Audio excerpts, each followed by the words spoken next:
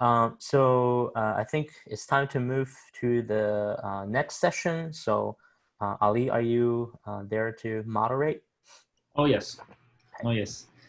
So thank you very much, Gang, for good session. Also, Ari, thank you very much for moderating the sessions, and all the authors and participation. Thank you very much for active participation. It was really great and lively discussion. So thank you very much. So let's move on to our panel today. So we have a panel to discuss the issues related to, well, AI and cybersecurity. We want to actually discuss what are the challenges that we have here, and we have good panelists from both academia and industry. I have Cormac Herley from Microsoft Research.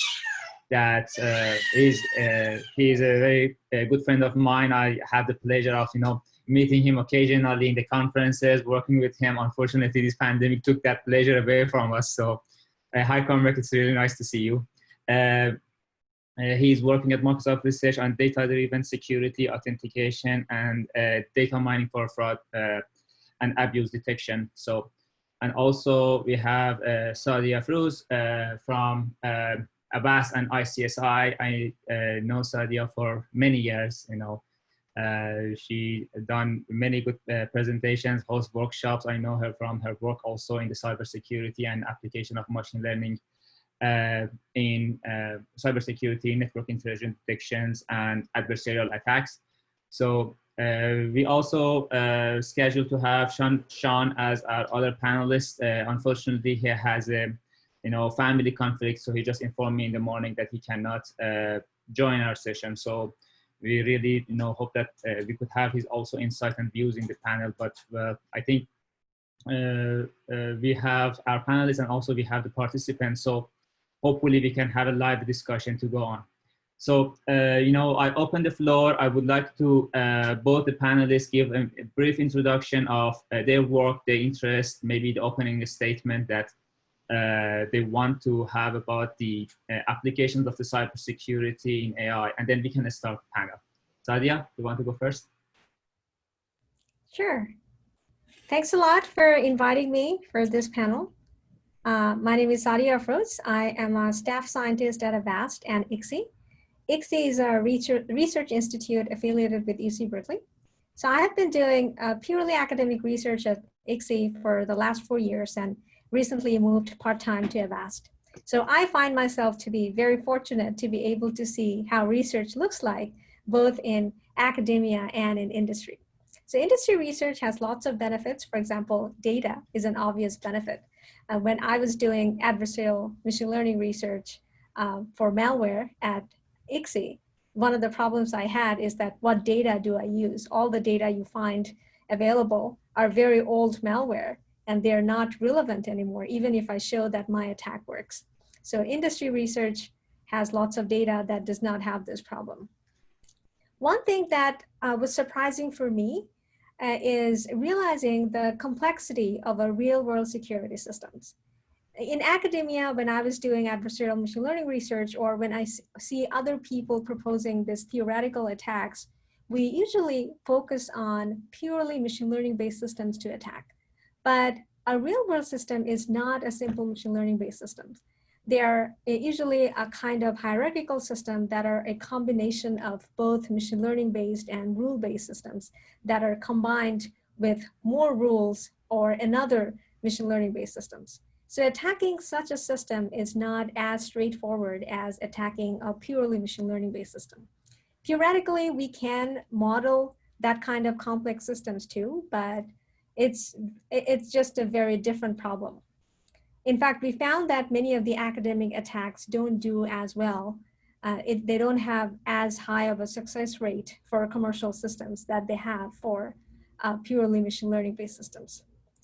Some of the problems I have noticed that both academia and industry faces, it is, first of all, ground truth. In malware detection, it's very hard to find ground truth, stable ground truth data, because if you look for ground truth data especially for VirusTotal, you'll see that the decision of different systems changes over time. And so how would you figure out which ground truth data to use if the decision is changing over time? And another problem I've noticed is having a measurable adversary for adversarial attacks in machine learning-based systems.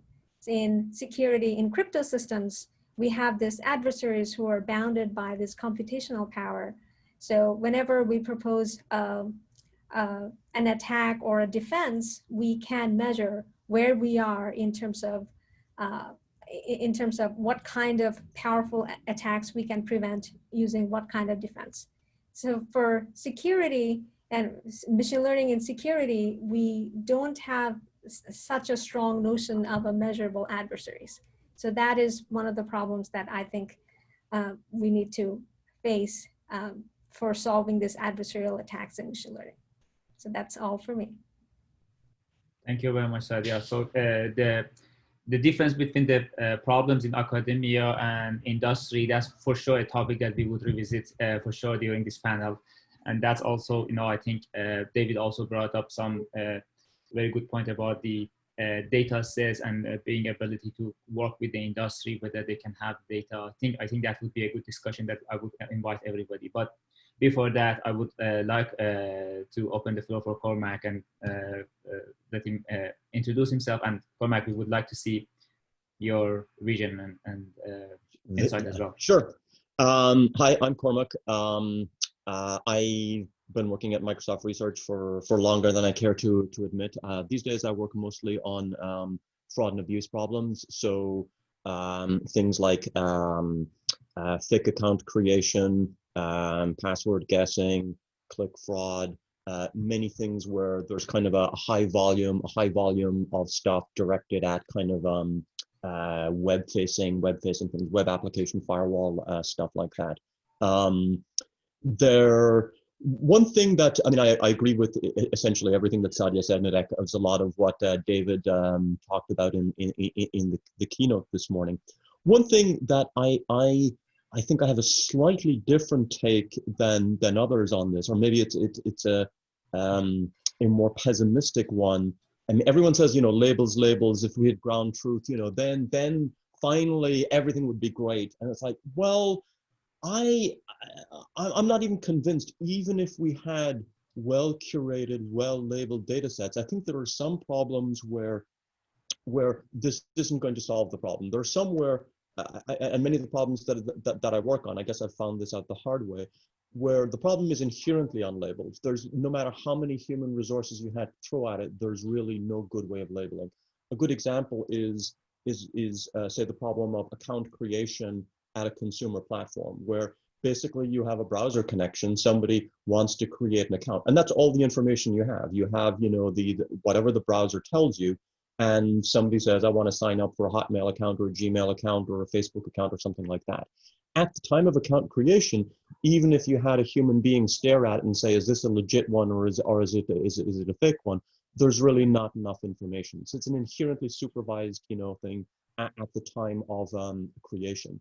And the kind of one of the approaches that we take to that is, well, say 30 days later, that account may have engaged in spam-like or abusive type behavior. So you can use that as labels to kind of as a supervision signal. But then you're forever dealing with labels that have high latency, and the fact that, you know, this certain block of IP addresses or these certain user agents were sending a lot of abusive traffic 30 days ago is not necessarily a good guide to what's going on today. So and there are many more like it where, you know, in the web application firewall space, in the click fraud space, where basically what you have is a browser connection. It doesn't matter how many human resources you throw at it, you're unlikely to be able to come up with reliable labels.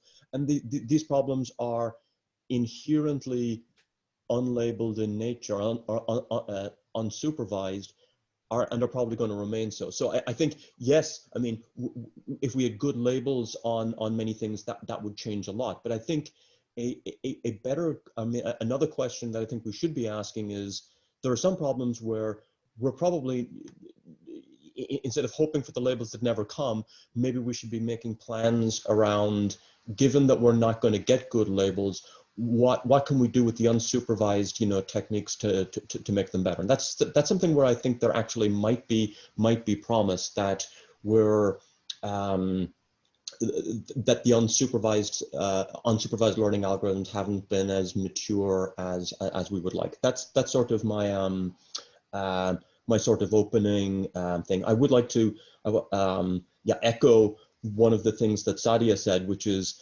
we talk a great deal about machine learning. One of the eye-opening experiences when you look at real systems is, you know, the world is still run on rules-based ad hocery and heuristic. The amount of stuff that is, you know, well, why is this the way it is? Well, you know, there's some rules that was written by, you know, some person who moved on 7 years ago, and everyone is afraid to touch it because they don't know what will break.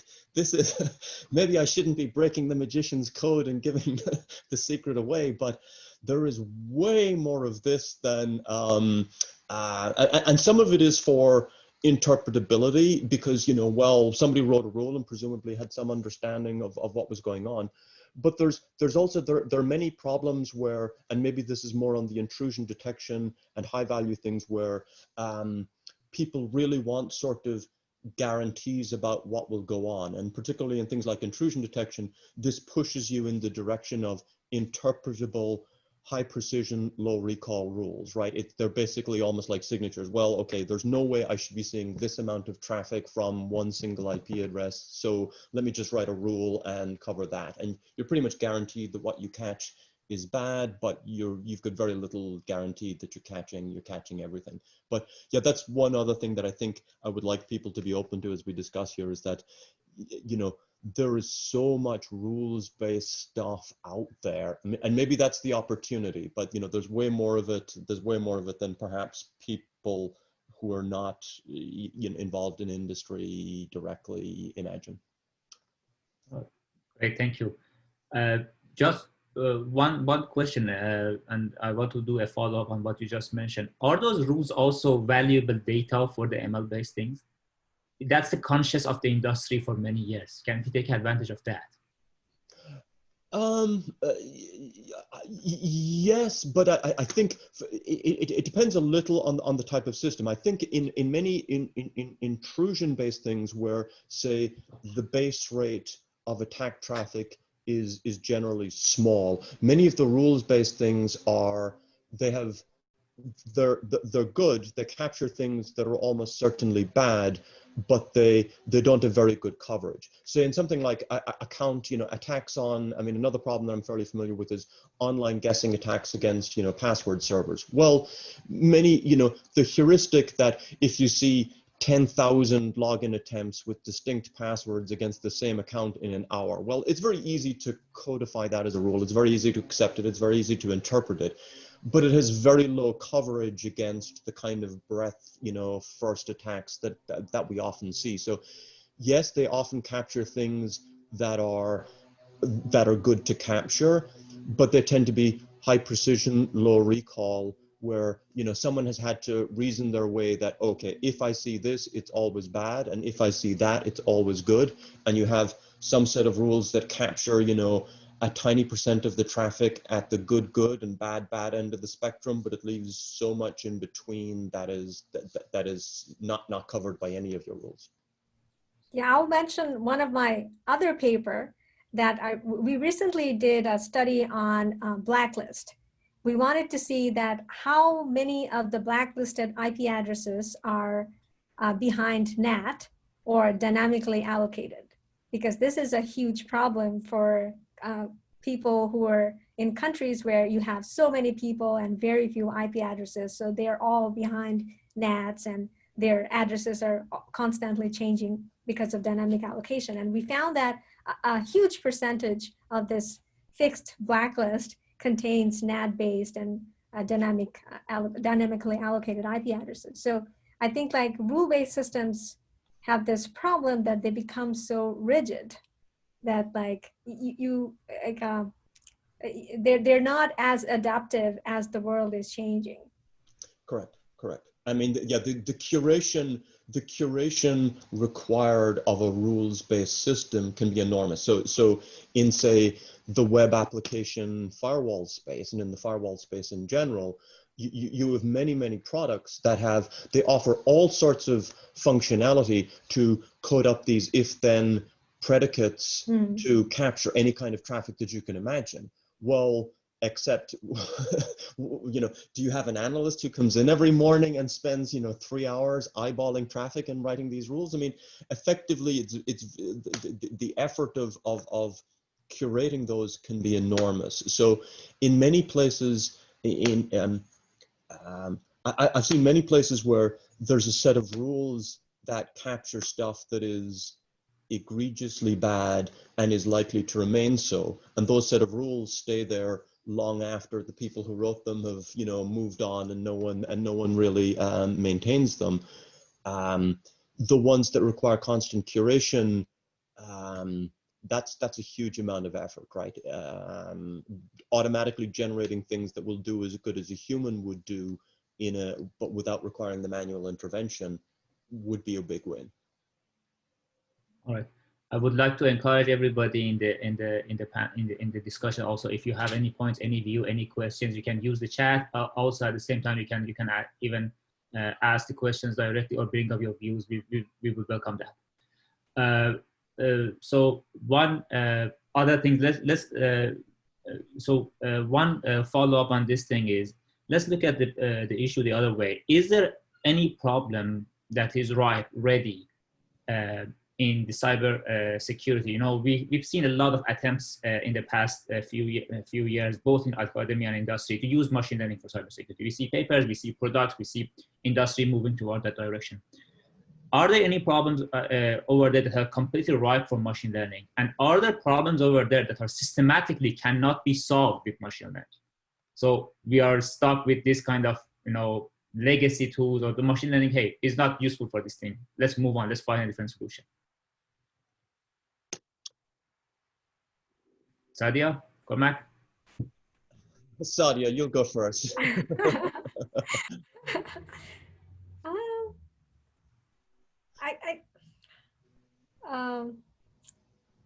I feel like for a real world system, rules are never going to go away. but maybe that Cormac mentioned that regulating these rules, maybe we can use machine learning for that kind of system, like have some adaptability to the rules. Right. Yeah. Okay. So, yeah, I mean, I would say it's difficult to identify, you know, oh, here's, I mean, there's a lot of smart people in the space, right? There's a lot of smart people who know data. There's a lot of smart people who know machine learning. There's a lot of smart people who know both. So, you know, if I said, oh, here's a problem that is ripe for machine learning, I would basically be saying I'm smarter than all those other people because I've noticed the opportunity that no one. So I decline to take the bait on that. But nice try. But I do think that there are. Let me. On the negative end, things that are like, I thought David made a good point this morning that, you know, a lot of anomaly detection stuff is like we seem to have not quite delivered on the you know the promise or the hope in that space.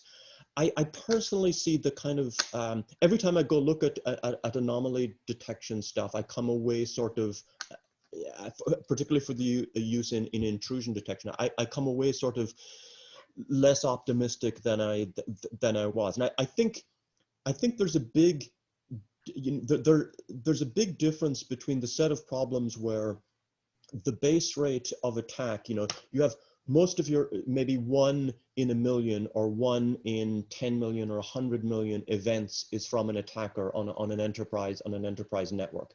This is a hugely forbidding problem for all sorts of reasons, right? You know, because it's low base rate, it's long tail phenomenon. I don't see a great, you know, I don't see much hope that we're just going to produce an out of the box solution there where it just makes, you know, the manual work of analysts kind of go away. I do think there's considerably more hope, you know, when the signal to noise ratio gets higher.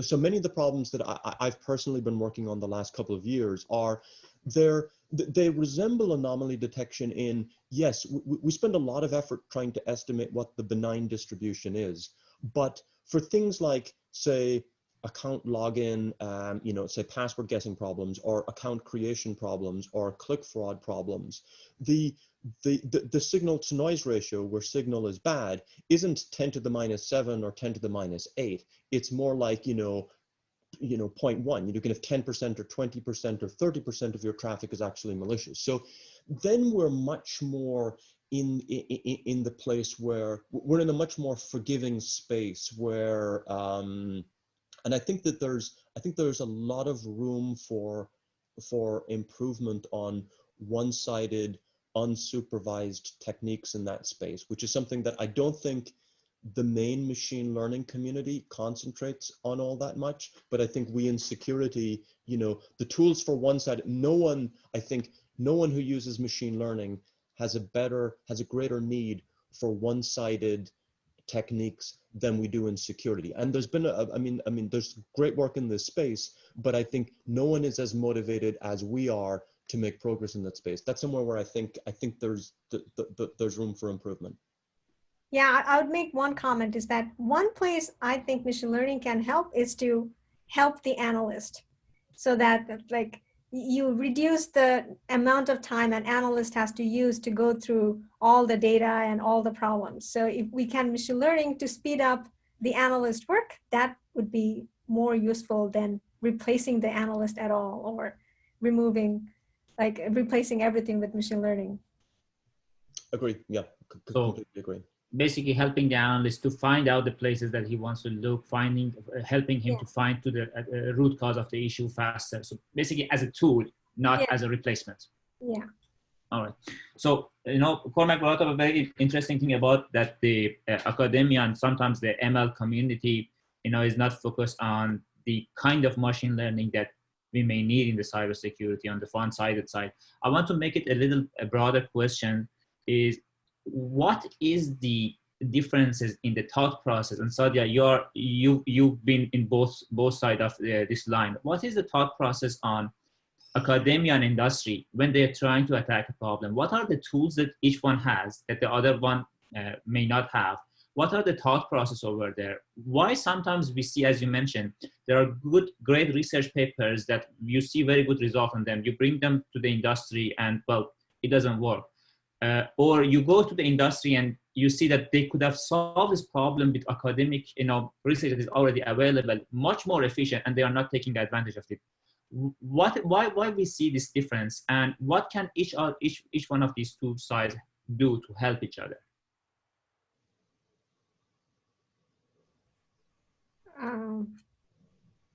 So what I'm saying is that I can say in the academic side, I feel that academic papers focus more on the algorithm, which is great, but not so much about the usability of the system. That, for example, in a security system, attack system, your false positive has to be really, really small for it to be useful at all. And I feel like academic papers often don't have that kind of mindset. How about the evaluation? When you're evaluating things in academia, you're just looking at if I can draw a graph or bar chart or something that shows this number, this table looks great. But would that resonate with the industry? Sometimes no, because they look at this number, hey, you have this limited data. Usually you are sampling your test and training set from the same data set that match the distribution. Yeah, this is a data set problem. Like academics often don't have the data sets. So academics focus on this legacy data sets that's been there for a really long time, so that you can compare your results with other papers that's been published before and show some improvement. But you are right that often those data sets are so obsolete that you cannot even use them. Would that be that feeling when like you were working on Avast? Oh yes, I finally have something that I can work with. So because in data mining, you know, I know people from the data mining and ML perspective, when they move to some of the, you know, companies over there, they say, yes, now I have data, now I have used all my experience and things like that. Do we have the same thing in the cybersecurity? So in industry, I thought that this would be like, I'll be in this data heaven and I'll have all this data, but like having labels for this messy data, like real world data is so complex and you often don't have real labels. So working with messy data is, I think, huge chunk of the problem than solving a machine learning, adding a machine learning based model on top of it.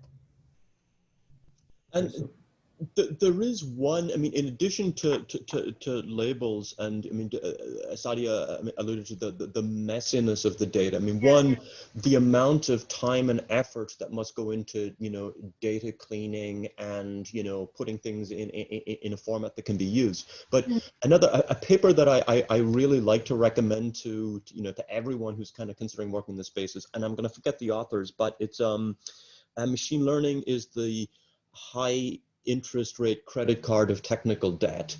And they make some really good points about, you know, your model of the way things work tends to be very simple, but in practice, particularly in a larger organization, when you're dealing with a data set, well, you're actually dealing with a pipeline that, you know, extends all across the company to several different places. And you have dependencies on things that you don't necessarily even understand. And many of the things that go into make it a data processing pipeline are sort of the enemy of the good abstraction boundaries that are part of good software practice. So the amount of time that we spend like recently, for example, there was something that, you know, I was working with some people in a product group, and they were getting toward deployment, and, you know, basically 3 weeks before we were supposed to go live, it emerges, oh yeah, you can't use these 2 features. And like, well, it turns out those 2 features are were basically giving us all of the, you know, the gain. It's like, well, you can't use those 2 features, right? And stuff like this, where something, difficulties like this absorb a lot of mind share when it comes to actually, you know, really deploying stuff. So it's not, I mean, maybe let me put that in a positive way. It's not because, you know, the academic work on machine learning is kind of, you know, it is not relevant to me, but there are many considerations that are, yes, this would genuinely be better, but we don't have that feature, or we can't use that feature for privacy reasons, or we won't have that feature at the time the decision is made. These are very common constraints that come up. So one of the things that, yeah, I think that people who actually run real systems, when you ask about evaluation, there's a lot of consideration spent on these issues. You know, what is available? Is it going to continue to be available? Am I taking dependency on some data set that, you know, I mean, if somebody else halfway across the company is providing this data set, but 3 months from now they decide that they don't need it anymore, and suddenly my service goes down because they no longer want to maintain something that I was counting on. These are real considerations, right? That are hard to model. So yeah, so one advice for academics like me would be that whenever you're proposing an algorithm, think about the noise in the data. So let's suppose you don't have clean data, everything is noisy, you don't have clean label. How would this system, the algorithm will work in such kind of noise-prone system? I see. Okay. So one comment that I saw from Gang also in the comment, and you know, personally, because we are working on that thing very you know, very closely. Is there any good way for the industry to have the ability to release the data to the academic without, you know, being, you know, Cormac brought up a very good point. Even inside the industry, when you want to develop your own homegrown feature, you have issues from the privacy, from, you know, all kind of those things. Now, let alone that if you want to actually have that data set and, you know, let the academia use that, which for sure they would not be that constrained about what they are using and how the algorithm would be used. Is there any good way, any good ideas that can facilitate the access of the academia to this data, because that for sure would help, developing the technology and bring up the, things that we never thought of it in the industry, because we are just so narrow-minded on what we want to achieve in the industry at this stage. So maybe academia has a better vision, better view, they can look forward. But how can we export that data to them? That's such a difficult problem because you cannot share data anonymization. We haven't solved that problem yet, so you can't just say that this piece of data is anonymized. I guess for some data, like for example malware, there's VirusTotal, so you can VirusTotal could be a good way of sharing data among different parties. But for some other problems, like for intrusion detection, I'm not sure how industry can share this kind of data. Yeah, I think, I mean, it varies problem by problem. I mean, I completely agree on intrusion detection. I think there's just huge shyness around sharing anything there, right? Even if we were almost guaranteed that there was no privacy risk. I mean, for the owners of the data, I mean, I would love to have more academic eyes and attention on the data sets that we have, but for the people who own the data sets, I mean, for the people who has that decision to make, I don't blame them for being extremely risk averse when it comes to sharing things like that. In the for many data sets, particularly in the for large consumer facing platforms, the scale is also just enormous, right? We have data sets where you're getting 1 billion or several billion rows per day, right? So these are not things that you just zip up and put on a share somewhere. So it's kind of a onesie twosie, case by case. I don't think that there's a general good solution to this problem that I can see. Again, to close up this discussion from the academic perspective, what would you like to see from the industry? Let's be, tell us what you want from the industry, if that's possible even for them to offer. Well, I have been doing internships on the industry side before, one with Cormac as well. Yes, yes. So I sort of understand the challenges even to claim the data does not have any sensitive information at all. It's really hard to make such claims to convince the data owners to share. It seems that the current practice that has been established is to send people to the data rather than send the data to the people. That's kind of one imperfect way to solve that issue. So I think one way is to establish broader internship program. That might be one direction moving forward. The other thing I think that I don't quite wanted to give up on is the data anonymization, in a sense of to identify the risk of sharing the data and be able to quantify that is still an ongoing research domain to understand the privacy implications of data sharing, and sometimes it's model sharing. I think at some point, even synthetic data might be helpful, because a lot of the attacks was based on distribution rather than the raw data, a lot of the models. So maybe, one of the example I can relate it to is the GPT-2 or GPT-3 from Google, where the pre-trained model was released through tons of data that industry has, but proved to be vastly beneficial to other people who use the model to pre-train their methods and apply to their own data. I don't know if the security domain would have something like this, a pre-trained intrusion detector that model the basic correlations of network traffic, and then somehow would boost the performances for people who have fewer data points. Just a way of thinking. I don't have a good answer. That's why I asked that question. Well, that's basically, I was looking for a wish list more than, the solution, because, industry and academia has to talk to each other in order for, this thing to even move forward.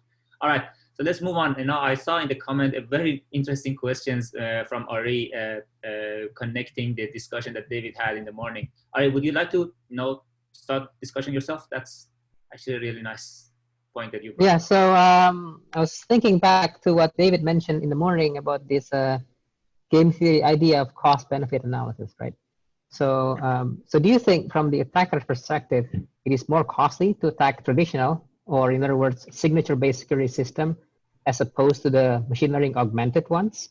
And similarly, from the defender side, what's the cost-benefit analysis here in augmenting your existing security defense by using more ML?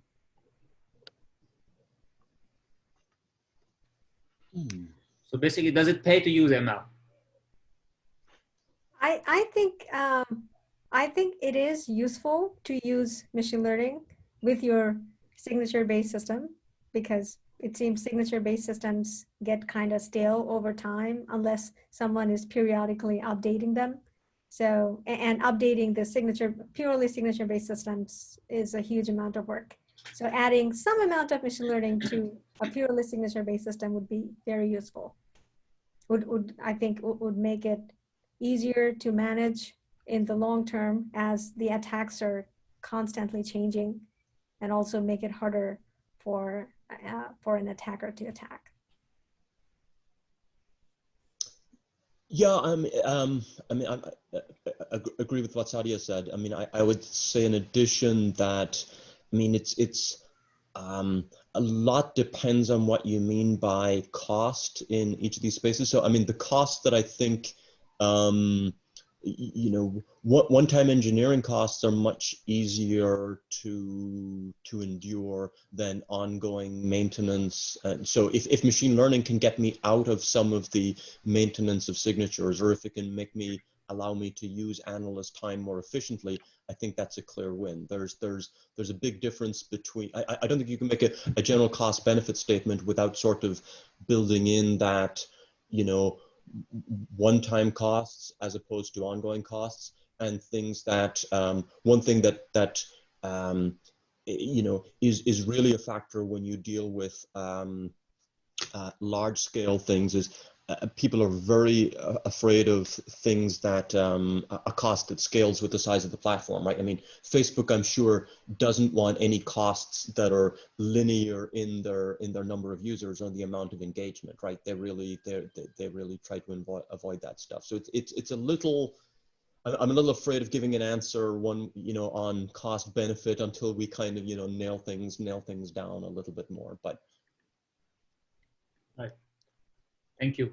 So let's move on to another topic that is always discussed when you're bringing any security, ML-based security, especially in industry, and that's the explanation of why you think this thing is good or bad based on your model. So basically, we know that especially machine learning models, especially deep learning models, people, especially those who are out of the realm of the machine learning, think them as the magic box, black box. You give them the data, magically they know how to do it, and they spit out some data. The security analysts, on the other hand, are used to understanding why something is called good and bad, because the way that their process works is that by looking at all these small amount of data that they are gathering from different places, put them together. By the time that they make the decision, they already know why, because they come from that direction.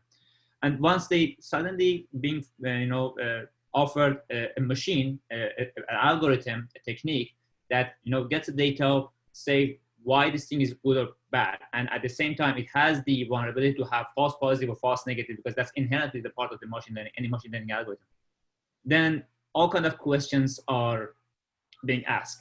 So I'm trying to start a discussion on what is the explainability, what can we do to actually help the industry absorb machine learning based solution better, and what they should do in order to be able to prepare for this kind of new technology that's coming. So I would say explainability kind of does, again, I think it varies a lot on, depending on the problem that you're talking about. When it comes to something like intrusion detection and we're actually going to block access to a resource, I think explainability is kind of paramount, right? If you're going to say that, you know, no, the CEO of the company can't log in from this place, like you better have a good reason why you blocked something like that. For other stuff, for things like web application firewalls, where, well, to be honest, we care a little less about, you know, if something gets lower quality of service or, you know, gets higher latency service, the cost is that much lower. So, and effectively the scale of the problem is such that we need something that's just running completely automatically. So I think the how much explainability matters is really problem specific. Going to intrusion detection, I think it is extremely important. And basically, how much are you going to get yelled at how much are you going to get yelled at when there's a false positive, right? That kind of determines, you know, how explainable it has to be, right? If you have to be able to, it varies a lot problem to problem. Yeah, I'll agree with Cormac that, yeah, it varies a lot from problem to problem, but like some amount of explainability is probably useful. Like the explainability is probably the main reason why we still have rule-based systems, because they're very easy to understand. Right. So adding more explanation, like some machine learning models still have a lot of explanation, right? Like the linear models, right? Although linear models are not very scalable and that much useful than deep learning model. But some amount of explanation would definitely be useful. How much work we need in the community and especially research community in order to have that kind of explainability? Because when you start talking about the explainability, suddenly everybody's mind goes to the other side of the explainability on why the model made this kind of decision, okay? Which, you know, we don't want to analyze the architecture of the model, the structure of the model, optimize the model. We want to know from human and analyst understandable way why this decision is made, as both of you guys have brushed up on it. But this is not what the ML community often focus on. They focus on, okay, how to optimize the model, understand why the model is with, which path has been traversed, why these coefficients are like this. But from this security industry, we are not interested in that. We are interested in exactly what you guys mentioned. Why the communication of the CEO of the company is blocked. Why we call this file malware when it's not, or, you know, why we let this thing through when, well, it is an unwanted thing here in our industry. How much theoretical and academic research do we need to do this to do for this? I think there are already some research. So understanding why the model made a certain decision is kind of the precursor to making it human understandable, right? Like you first need to understand why the model made this decision before you translate it to humans. And I see there's some work, at least in the malware domain, there's been some work that can pinpoint a specific section of a code saying that this was the most important part of the code. That's why this model thought this is malware. So that kind of analysis, I think, explanation is very useful, and there's already been work happening in that direction. All right. Okay, so great. I'll have one interesting, you know, comment from somebody that I know who is a very good threat researcher, and about whether the balance between the machine learning and traditional signatures. And the question is, can anyone name a new family threat, a 0 day, that was discovered by ML first, and then others could, you know, detect that? Have we ever had that kind of success? And that's actually a very, very interesting point, because we keep talking about the advantage of ML and how accurate it is and how efficacy it is and how generalization is good. But have we ever seen that? So, yeah, I can make one comment. Is that ML is designed to solve like an average case problem, right? But in security, we are focusing on the 0 days that are not average. So things that are not average, things that never happened before, the ML hasn't seen before, it's very hard for ML systems to find that.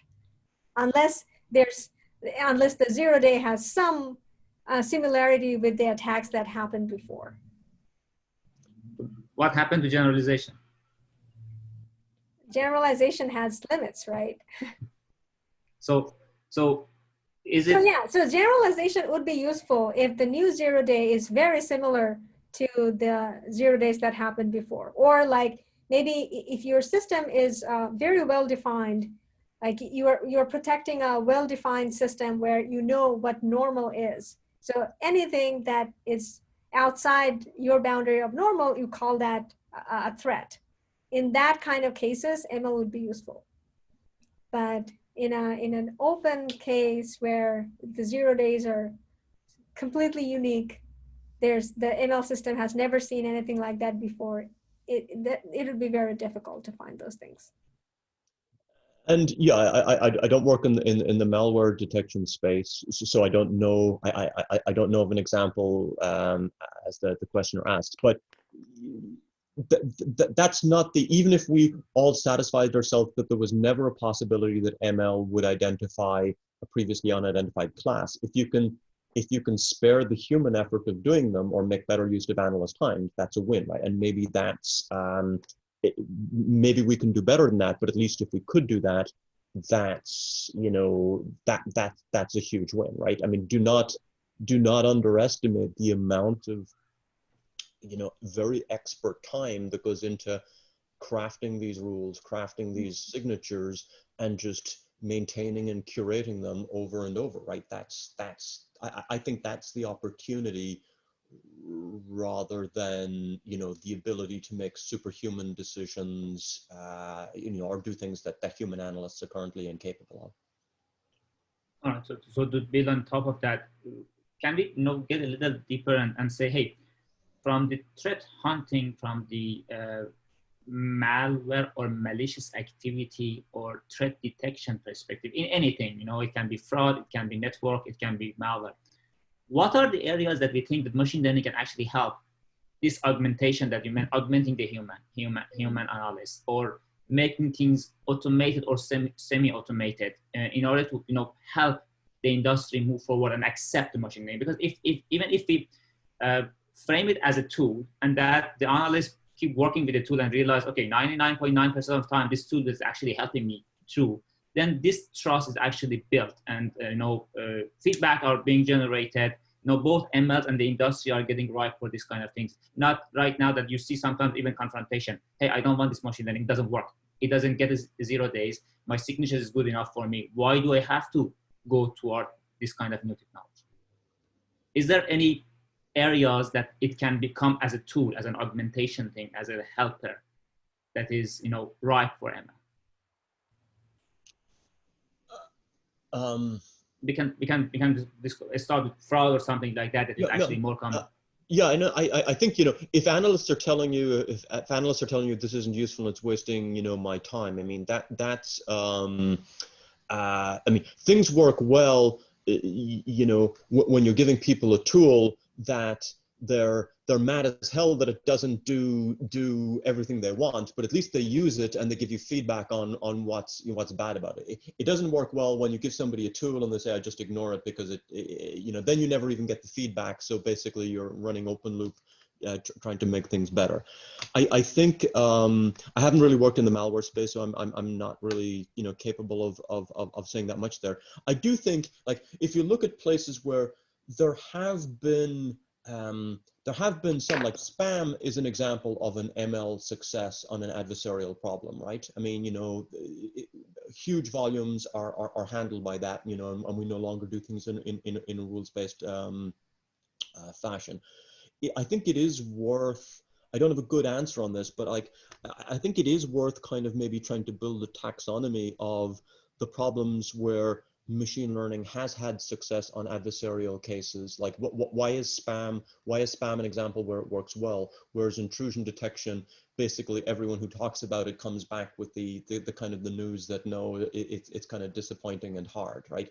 I think there are fraud problems in the middle where the ingredient of having a high signal to noise ratio, the fact that there's a lot of attack traffic, makes it easier to detect. I'm actually very optimistic in these spaces, and I think I mean not just because, you know, I spend some effort on them myself, but I think I think there are many problems there that will repay effort, both academic effort and industry effort. I think there are places where we're ripe for gain, and it doesn't require solving the kind of extremely hard intrusion detection problems where, you know, many people have, you know, come away pessimistic. Yeah, I would say that for malware detection, machine learning is very useful because the vast majority of malware you see every day are very simple malware that you have seen the day before. So there's like very little variability that you can detect with a machine learning based system that can, once the machine learning based system can help you build a scalable system so that the analyst can focus on truly new things. And if we have machine learning based model to even analyze those truly new attacks, that would tremendously cut down the amount of work the analysts have to do and speed up the whole process. Okay, so they can cover the things that are well known in day-to-day jobs, so they can actually focus on the things that may actually goes down the cracks because of the amount of work that they have to do. All right, so David mentioned a very interesting comment on about explainability. David, I'm not sure if you have your microphone, but I would like you to invite you into that discussion as well, getting your views for everybody. Yeah, I was thinking that explainability is a hot area, but it might be, it seems like it's very hard to make progress on, and it might be too broad. And maybe we might have a better chance of being successful if we think about how we would plan to use a particular explanation, and then devise a technique that's focused on that particular use of explainability. Because right now, explainability seems to mean many different things to many different people. Yeah, I agree with you. Yeah, and I think when people ask for explainability, I mean, seldom do people say, wow, this model you've built is really great, it delivers fantastic decisions, but we're not going to use it because it's not explainable, right? I mean, the explainability ask is more surfacing the, I don't really know what this is doing. And this is, it's particularly asked for, I think, in spaces where evaluation can be hard, right? Where if you don't have labels and you don't have ground truth, so it's not just a simple question of drawing an ROC curve. So now explainability is kind of really important because I'm not 100% sure of these decisions, right? Isn't that the nature of machine learning? I'm not sure, but I do good in 99.9% of times. Yeah, but like even to an expert, if there's a way to say that I said this is a malware or this is a goodware because it's very close to something I've seen before, that's also very useful, I think. All right, so basically association to the things that they already have the trust on them. Simple explanations. And I mean, I think, I mean, one thing that it was kind of surprising to me, but there are many problems where, in addition to the base rate being low, the base rate can be extremely uncertain. There are some problems in, say, the click fraud space where a given site doesn't necessarily know of the clicks that I'm getting, is 10% of it fraud, 30% of it fraud, 50% of it fraud, right? You know, literally there's no calibration in the space. So explainability, when I'm really that much in the dark, some interpretability is because if I thought I had a 10% fraud problem and you're saying, no, I actually think, 30% of these clicks you're getting are bad, yeah, I'm going to want you to walk me through that a bit more to convince me that my prior is actually, incorrect, which is what you're doing. Yeah, and I see a very interesting comment that actually is a good segue for us to move to the next topic. And they say that explainability model also can be, vulnerable to adversarial attacks. So you can actually force the model to give you a wrong explanation. So not only make the wrong decision, give you a wrong explanation. So you're confidently make a mistake over there with a reason. So that's also a very good, interesting point. That thank you, Graham. It's a really interesting thing to notice. So with that, let's actually talk about the adversarial. David did a very good presentation and brought this to our attention from the adversarial perspective. And are we inherently vulnerable?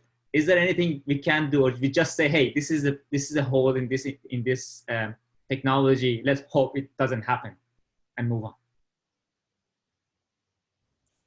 I guess this is where, so adversarial, I think for any machine learning based system, adversarial attacks are kind of inevitable, especially, and this is especially a problem for security because, you know, in security, we are looking at unique cases that hasn't happened, where the machine learning model is good for generalizability and finding things that are generic, right?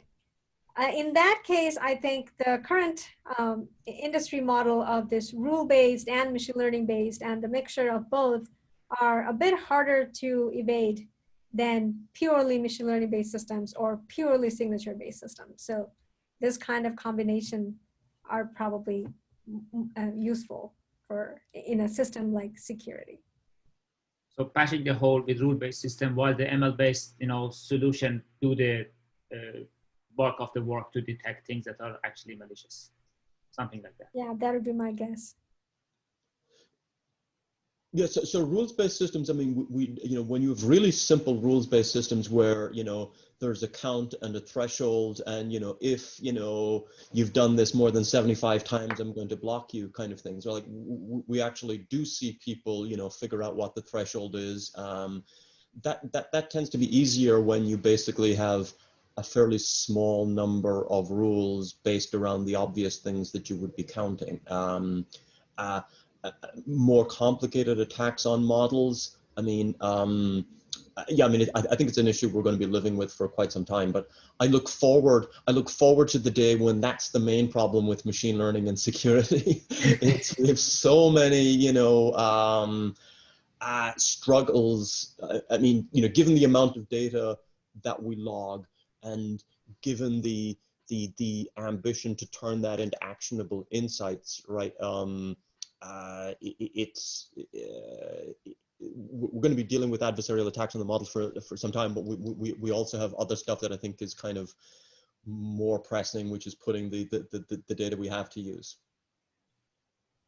All right, so, you know, I think I'm slowly trying to wrap up, but one other question is that, can adversaries use machine learning to get ahead of us,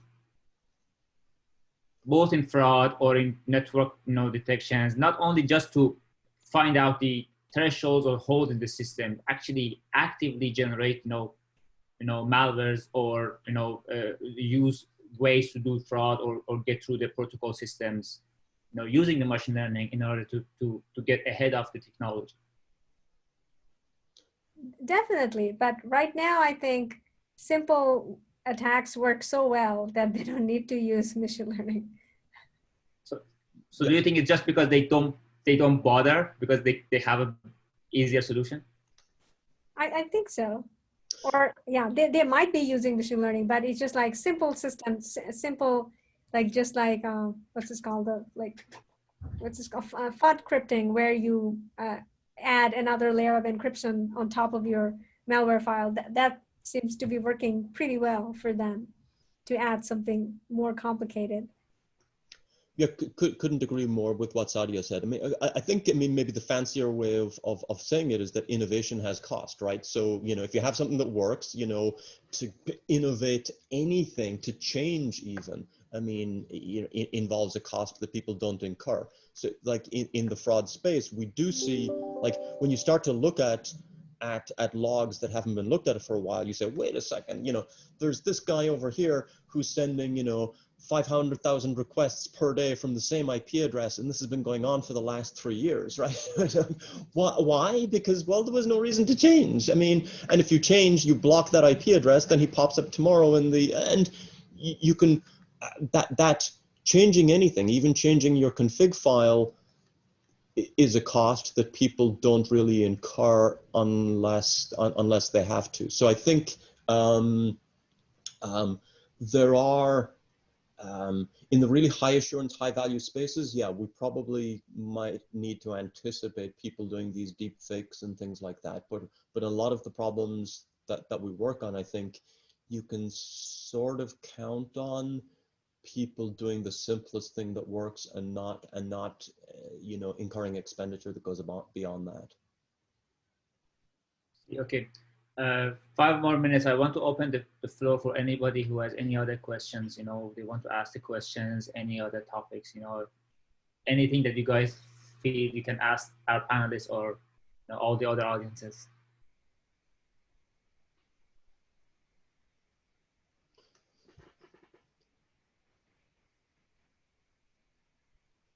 All right, fantastic. Sadia or Cormac, any closing remarks on the panel? If you want to bring up anything that you want, actually, you know, a problem that it's good for, you know, people here in academia industry to focus on. You see a interesting research or, you know, challenging issues anywhere in the industry.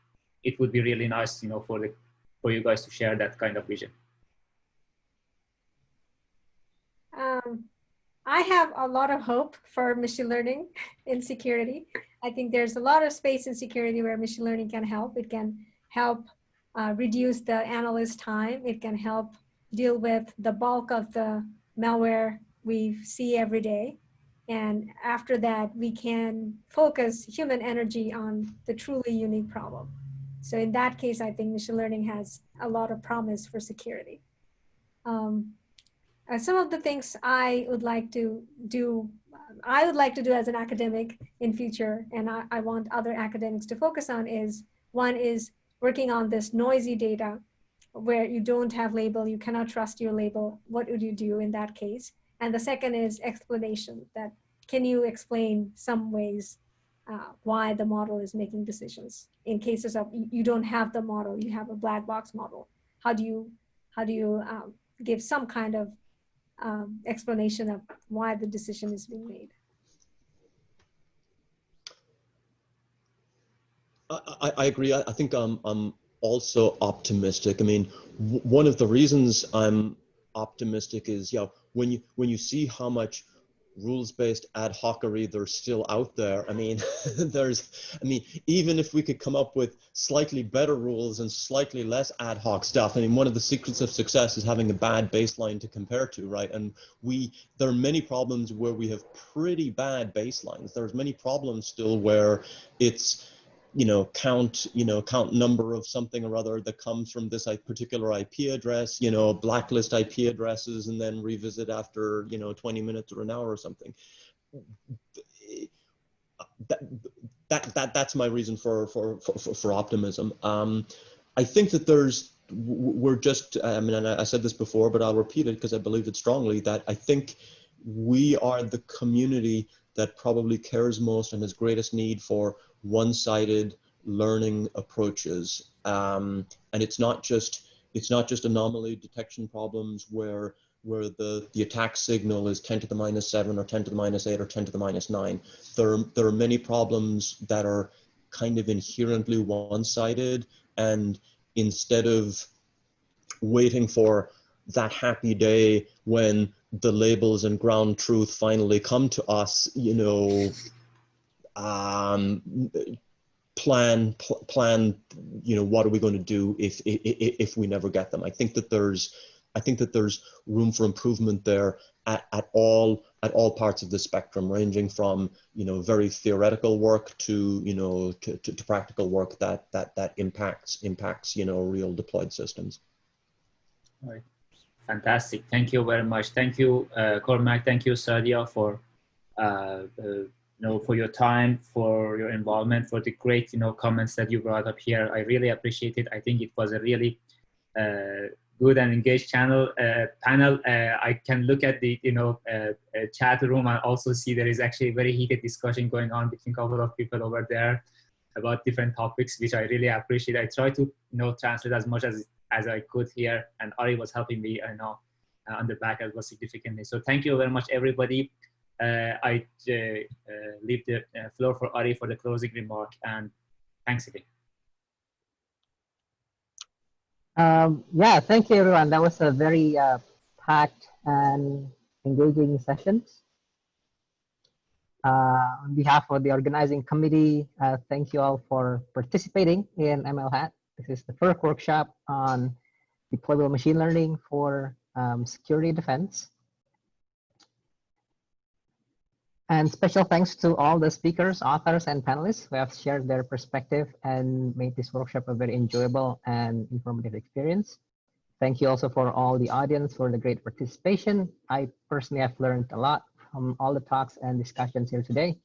Looking back, one of the reasons we started this workshop is because we observed that the impact of new advances in machine learning is somehow still fairly limited in this domain of security defense, especially if you contrast it to how machine learning or deep learning specifically has transformed domains like computer vision, speech, and natural language.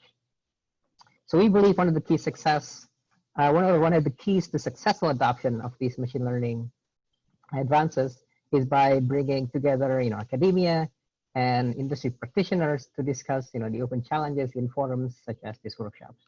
I'm very glad that today we have had great discussions by people coming from both sides. We have touched on several key topics today, ranging from diving deep to understand the adversaries, the need to have more explainability in ML for security, to how to make these machine learning models more robust and adaptable in adversarial environment. So I hope this can serve as a good starting point for a more fruitful discussion that can then hopefully result in a more successful adoption of machine learning in cybersecurity domain. So as a final word, I'd just like to say thank you all to have participated in this workshop. There were some great discussions today. We'll upload the entirety of this Zoom meeting to our YouTube channel, so it'll be accessible alongside the pre-recorded talks. We will also make the information about the paper proceedings available on our website, mlhat.org. Feel free to also send us an email if you have some comments and suggestions. And I hope you all have enjoyed this event. Hope to see you again in the future iteration of this workshop. Thank you and goodbye. Thank you very much. Bye-bye. Thank you, everybody. Thank you. Thank you. Bye. Thank you. Thank you.